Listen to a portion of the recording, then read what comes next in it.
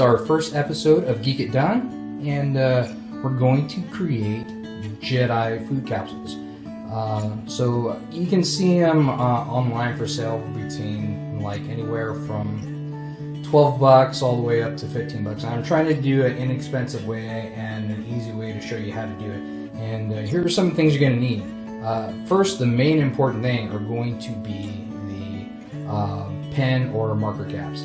Now, I wanted to make this inexpensive, so I went ahead and went to Dollar Tree, and I got these high voltage FX permanent markers. They come in 4 different colors, so there's a yellow, a green, a blue, and a pink, so as you can see right there.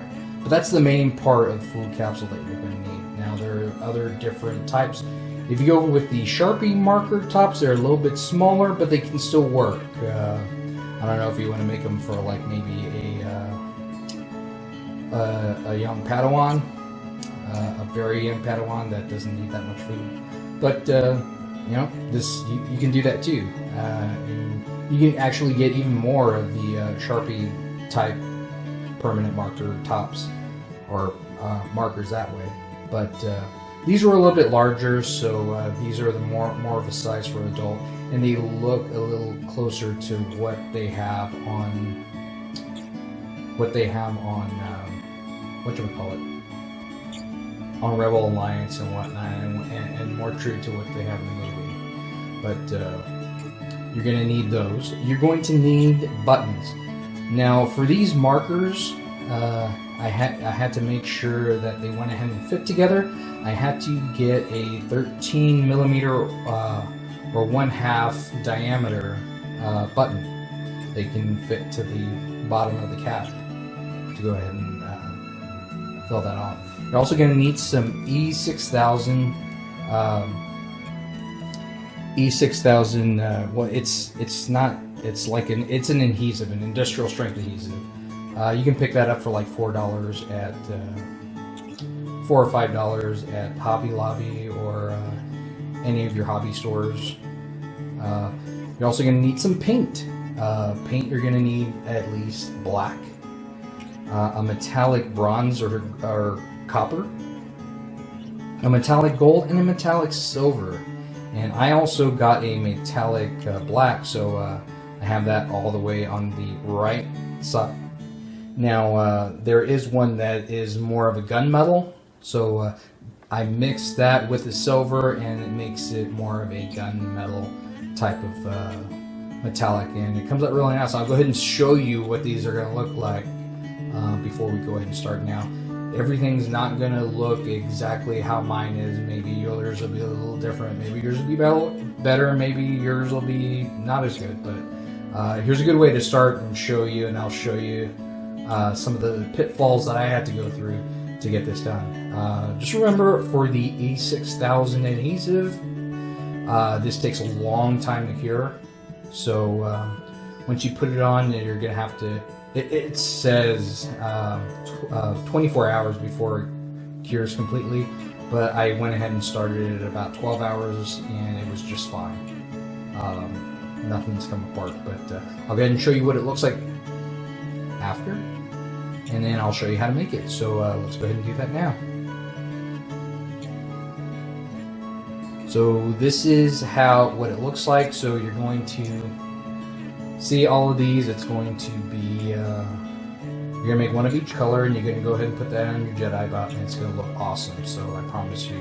And here's how I did it. And the first thing we're going to do is we're going to go ahead and attach the button. Now, I've already created 4. And really, these can be whatever color. It doesn't matter. We're gonna paint over them when we're done, but I'll show you how it works. So here are the pens. A couple of them that I already have. I told you these were some that you also can do for like maybe kids because they're a little bit smaller. This is one of the things that I've tried before that it was okay.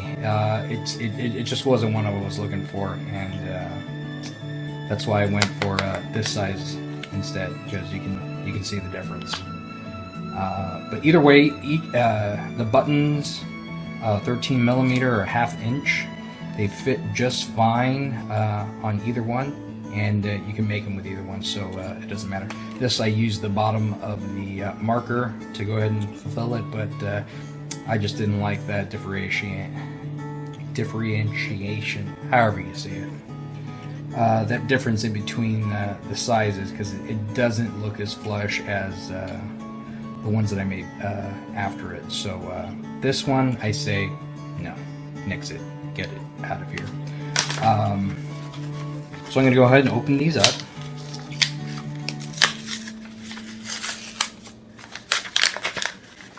And I'll go ahead and start with one. Let's go with green. Get rid of that. Don't need this. We can throw that away. And here is our E6000, our industrial strength adhesive. So I went ahead and cleaned it off before. I'm probably going to have to poke a hole in here again to get that right. And let's see if I have something. So the interesting thing about these, the holders are the perfect size to fit down in this tube and get the adhesive going. So that fits just perfect there. Pull that out, and we have an opening there, and that's a good thing. Let's go ahead and get our button now. They have you, a lot of times they tell you go ahead and clean it off, rough it up. These are pretty rough, so they'll take the adhesive and they'll go ahead and bond either way.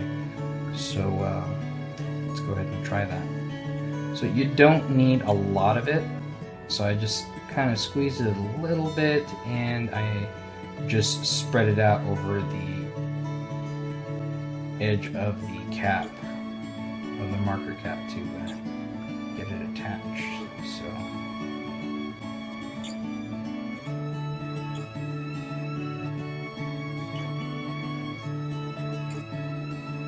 it's white, kind of looks like Elmer's glue, but it's completely not Elmer's glue.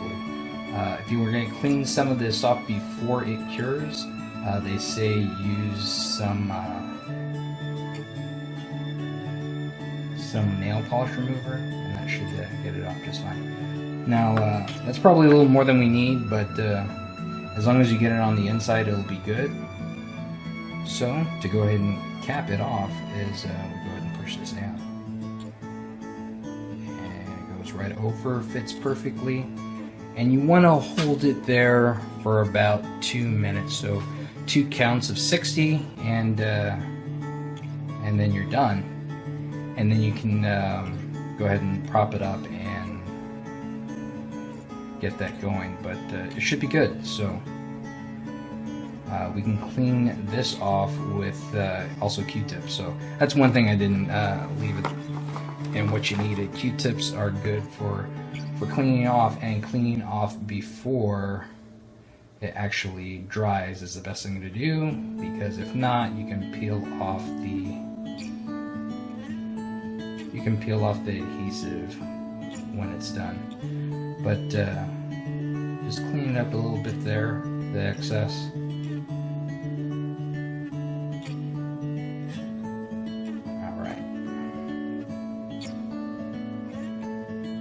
And then we'll go ahead and hold that for 2 minutes, and we'll go ahead and jump to the next thing. Okay, we got this mostly dry, and we're going to go ahead and paint it. So everything should be good to go. So what I'm going to go ahead and use the black metallic. It, like I said, doesn't really matter if you're using, if you don't have black on hand already, and you want to use the black metallic, pick it up. Not much more to get that. So shake it up. Shake it off like a dog. Some of you will get that. Some of you won't. And there we go.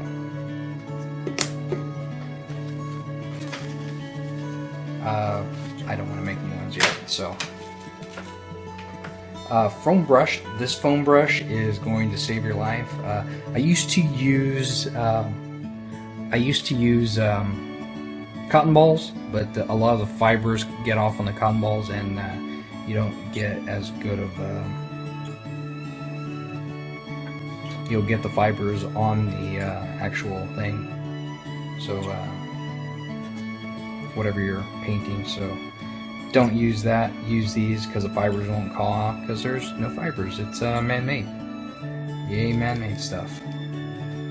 So go ahead and just dip this in. What I like to do is put a undercoat first. You can rough this up if you want to or not. I just want it to be easy and get it done, so I'll go ahead and do this and just start painting it on.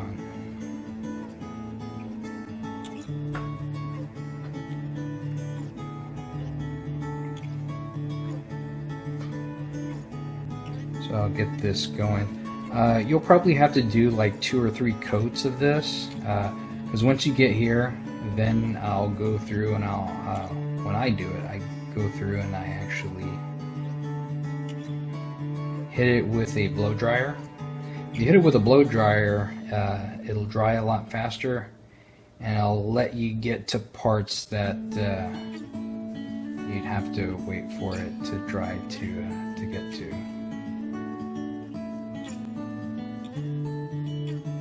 So just go ahead and, like I said, it looks better with an undercoat of black, because then it gives it kind of like a weathered look, and I kind of like that.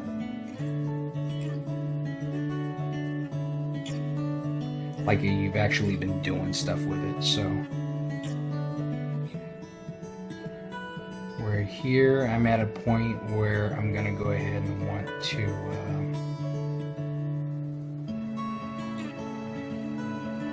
blast this with a hair dryer, and I should be good to go. Now I went ahead and dried that, so now I can touch this and it's not tacky. So just looking at that. So now I can go ahead and paint the other parts. And like I said, this is going to take a couple of 2 or 3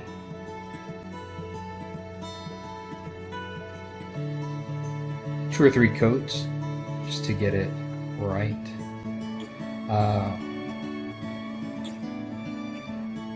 So there. Then I'm going to go ahead and blast this now, since it's just the very end, with a blow dryer.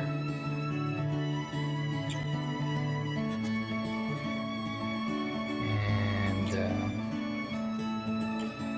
do another coat on it. And then we should be good to go with putting our metallic coat on it. What color are we going to go with? But you can get in those grooves in the cap there, so it's black all the way, because you don't want to see the color of the cap in there. But yeah, I'm gonna go ahead and blast it with the hair dryer, and I'll be back.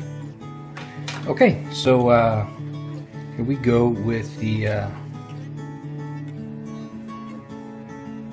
second coat. So, what it looks like here is like the second coat is going to be enough.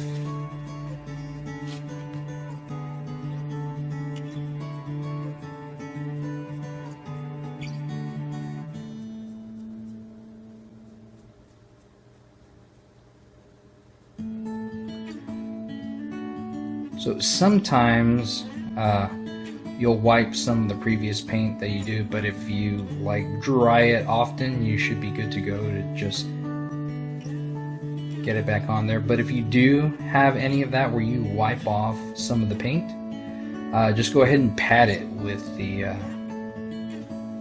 brush, with the foam brush, and you should be good to go.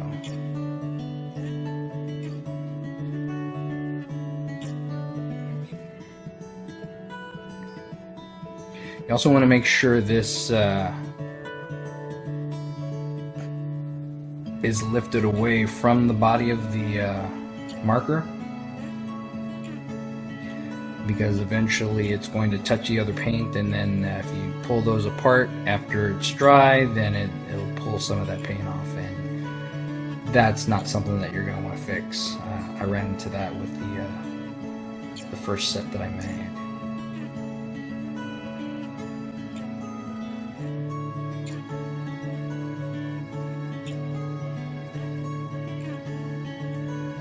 And I'll go ahead and blast this with the hair dryer, and I'll be right back. So that's looking pretty good. Okay, here we go. This should just about finish it off and get it to where we need to get to the next color.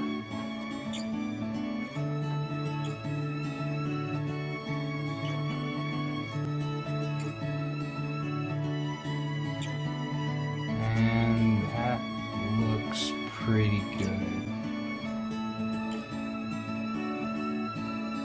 So you want to make sure you don't see the color of the cap. So like I said, this is just an undercoat. This is a primer, so you're priming it to put the real metallic that you want on it. So this is good, and we're going to go on the next. So we'll see you there. Okay, we're done with our black. Now we're going to go for the actual color that it's going to be. Let's go for gold. Now I don't, that's why I use a bigger brush, that I don't like to have to wash them every time. So just shake it up.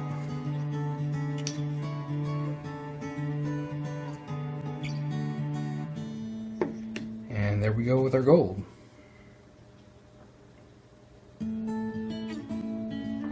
So I usually start with the bottom, because when you're working on the top, I like to be able to have a better hold, because there's a lot of nooks and crannies at the bottom. So I start with the bottom first, and then move to the top.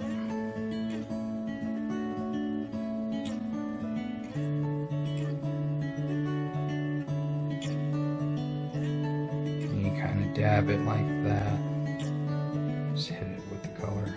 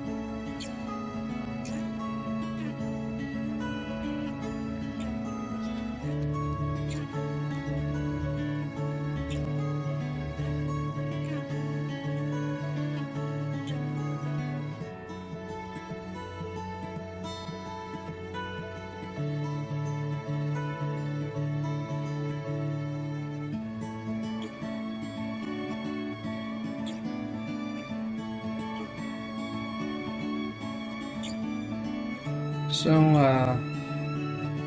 yeah. Like I said, this again will probably take another 2 coats. We'll take 2 coats, period.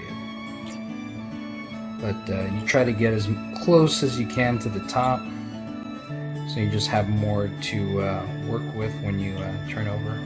But now we're at a point where we're gonna go ahead and hit that with some hair dryer, and we'll get it done. You can also use a heat gun too. I just hate hitting that because the heat gun gets so much hotter. But I'll be back to do the top. And we're back. And like I said, you got to get those little nooks and crannies in there.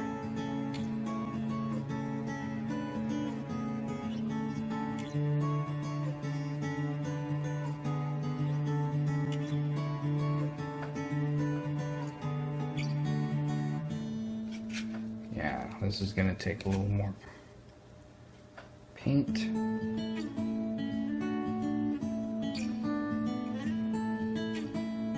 I think that's a good first coat of everything. And then we're going to do the rest of it.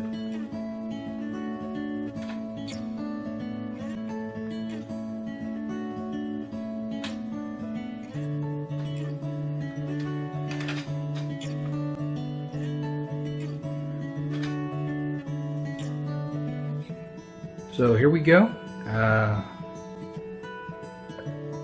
That's the cap there.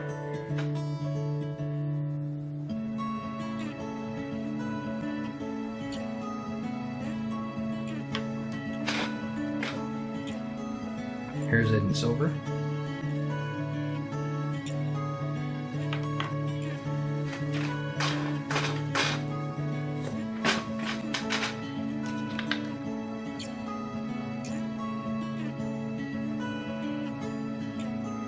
This is gunmetal.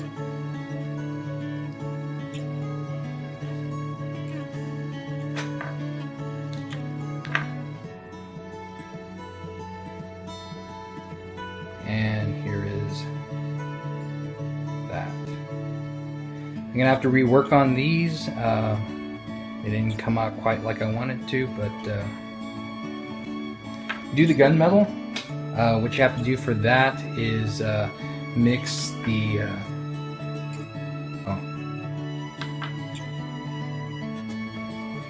and this is the final product. So there's the gunmetal, the silver, the copper or bronze, and then I have 2 gold. So I have 3 more to make. So that's how you do it. Check it out. Let everybody know how to do it, and this will kind of pull your costume together if you're gonna be a Jedi and use food capsules. So that's how you do it. See you later. Geek out.